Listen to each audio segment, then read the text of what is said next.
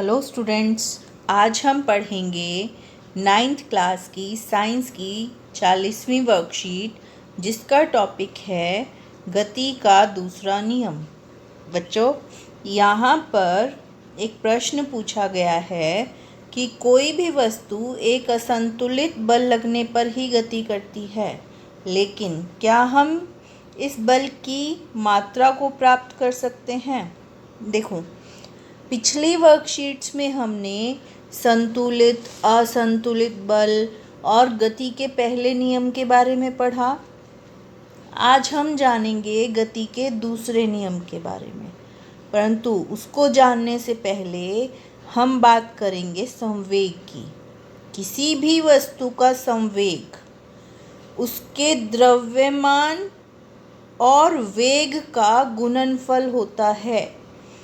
यानी कि किसी भी वस्तु का संवेग क्या है, उसके द्रव्यमान और वेग को गुना किया तो हमें क्या प्राप्त हो जाएगा? संवेग प्राप्त हो जाएगा। और एसआई मात्रक क्या है इसका? द्रव्यमान की मात्रक एसआई मात्रक किलोग्राम और वेग का मीटर प्रति सेकंड। तो संवेग का क्या बन गया? किलोग्राम मीटर प्रति सेकंड। अब संवेग के पास परिमाण भी है और दिशा भी है, तो ये कैसी राशि हुई? सदिश राशि हुई, यानी कि इसके पास दिशा है। अब बात करते हैं गति के दूसरे नियम की। गति का दूसरा नियम कहता है कि किसी वस्तु के संवेग में परिवर्तन की दर उस पर लगने वाले असंतुलित बल की दिशा के समानुपातिक होती है। यानी कि जो संवेग में परिवर्तन हुआ उस वस्तु के ऊपर बल लगेगा और इसकी दिशा कैसी होगी? बल के ही समानुपातिक, यानी कि उसी दिशा में होगी जिस दिशा में बल लगा। आओ इसको समझने के लिए उदाहरण लेते हैं। जैसे लंबी या ऊंची कूद में खिलाड़ी कहाँ कूदते हैं? बालू या कुशन पर कूदेंगे। कराटे खिलाड़ी पत्थर की स्लैब को झटके से तोड़ देते हैं। क्रिकेट खिलाड़ी गेंद लपकते समय क्या करता है? हाथ पीछे की तरफ खींचता है। और गोली केवल बंदूक से निकलने पर ही नुकसान पहुंचाती है। अब आप सबने क्रिकेट खेला होगा, है ना? तो उसमें आप क्या करते हो?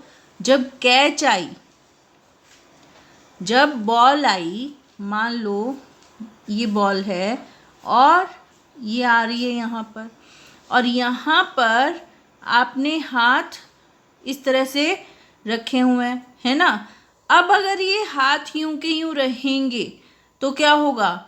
ये बॉल यहाँ आएगी हाथ में, और जितनी स्पीड और जितना इसका द्रव्यमान था दोनों इकट्ठे इसका संवेग बनाएंगे, और वो संवेग क्या होगा? आपके हाथ में आते ही ज़ीरो हो जाएगा, क्योंकि स्पीड इसकी ज़ीरो हो गई।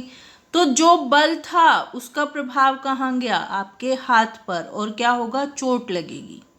ठीक है, पर चोट से बचने के लिए क्या करते हैं खिलाड़ी अपने हाथ को पीछे की तरफ लेकर जाते हैं बॉल के साथ साथ। बॉल पकड़ने के बाद एकदम से रुकते नहीं, हाथ को पीछे की तरफ लेकर जाते हैं।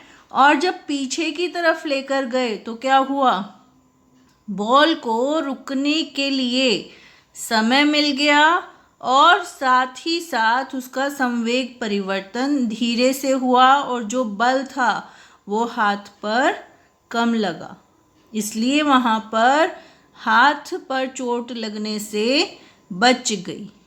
ठीक है बच्चों, अब आओ देखते हैं गति का द्वितीयक नियम कैसे हम इसकी गणना कर पाएंगे। हमने माना m द्रव्यमान की कोई वस्तु है और प्रारंभिक वेग u से चल रही है सीधी रेखा में, और t क्या है? उसका समय है। ठीक है, t समय है, और निश्चित बल F है, और वेग उसका क्या हो गया? अंतिम वेग v हो गया। अब संवेग क्या था, संवेग को p से लिखा जाता है और द्रव्यमान गुना वेग। इसी तरह से अंतिम संवेग निकल जाएगा P2 is equal to m into v, m को v से गुना करेंगे।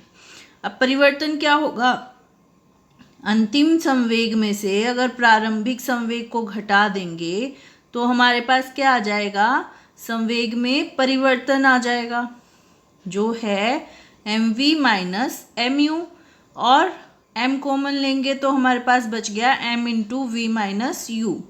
अब परिवर्तन की दर यानी कि इसको समय से हमने भाग कर दिया तो हमारे पास ये बन गया m into v minus u upon T.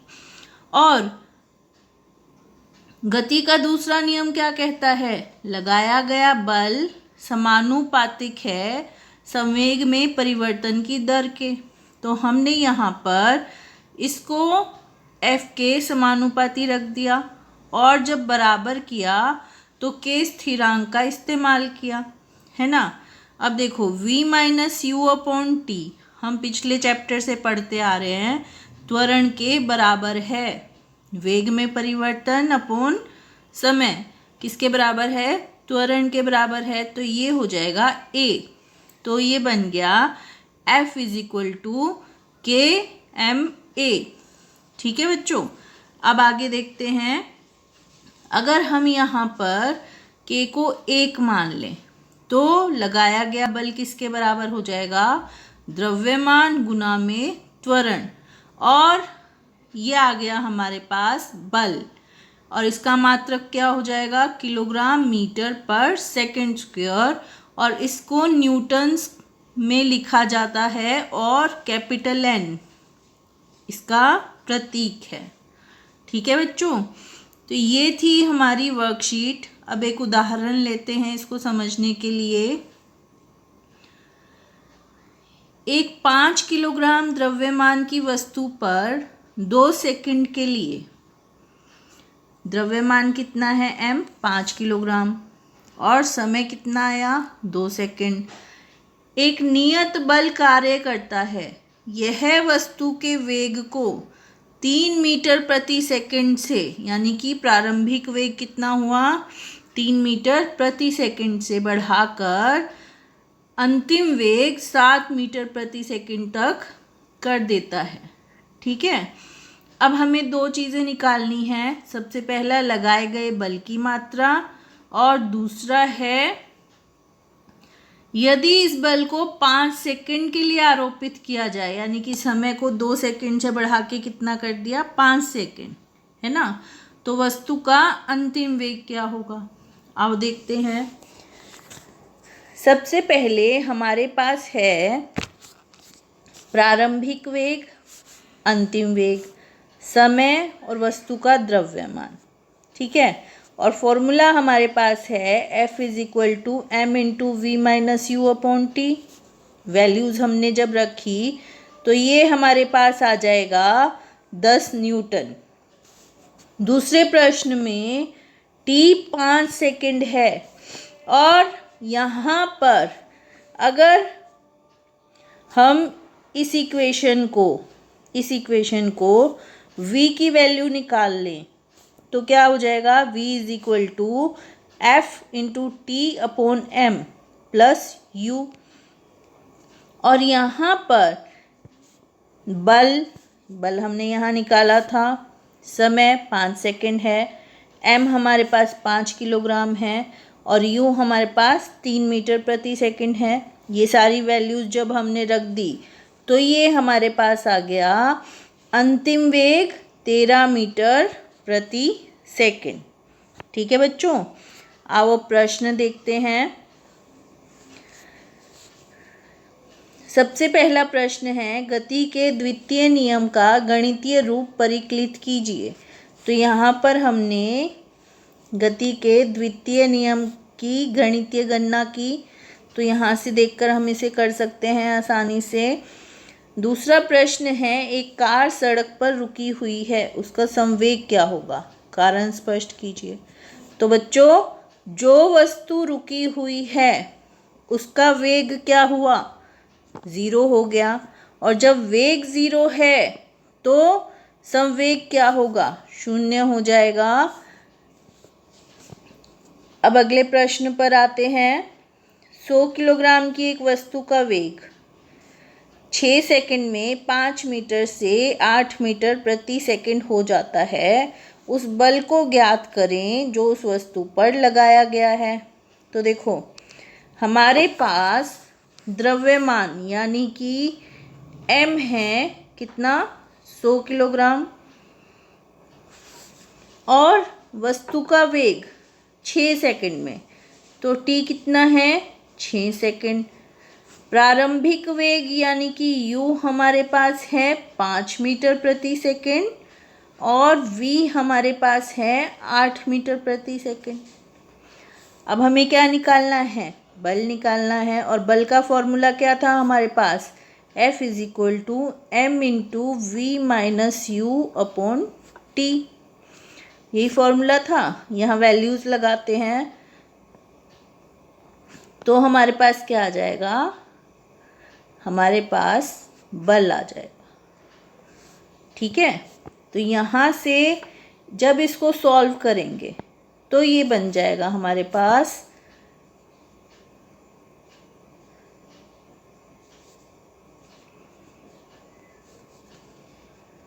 50 Newton यानी कि 50 किलोग्राम मीटर पर सेकंड स्क्वायर और 50 न्यूटन। ठीक है बच्चों, अब अगला प्रश्न देखते हैं।